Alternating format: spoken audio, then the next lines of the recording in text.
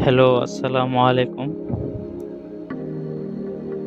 আজকে আমি আপনাদের সামনে আসছি একটি জুস বানাবো তা দেখানোর জন্য। জুস বানানোর জন্য আমি কিছু খেজুর, কাঠবাদাম, কলা এবং দুধ নিয়েছি। চলুন দেরি না করে এখন আপনাদেরকে দেখাই। প্রথমত আমি দিয়ে দিচ্ছি খেজুর। আমি এখানে ২টি খেজুরই ইউজ করেছি। এখন দিয়ে দেব কাঠবাদাম।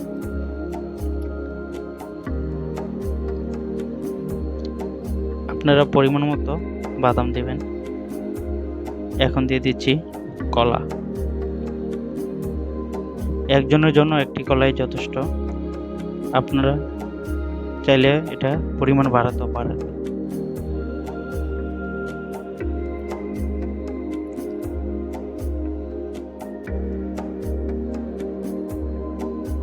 এখন দিয়ে দেব আমি আগে থেকে গরম করা দুধ।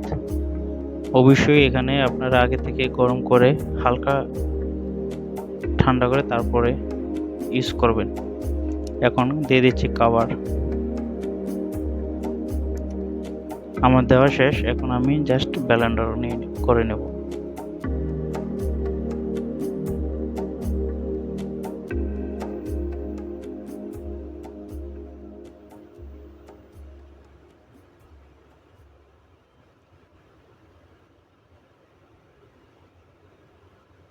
আমার ব্লেন্ডার করা প্রায় কমপ্লিট। জুস এখন রেডি। এটি এখন আমি একটি গ্লাসে ঢেলে নেব। তাই এইভাবে আপনারা চাইলে বিভিন্ন জাতের বাদাম, কিশমিশ ব্যবহার করতে পারেন আরও স্বাদ নেওয়ার জন্য।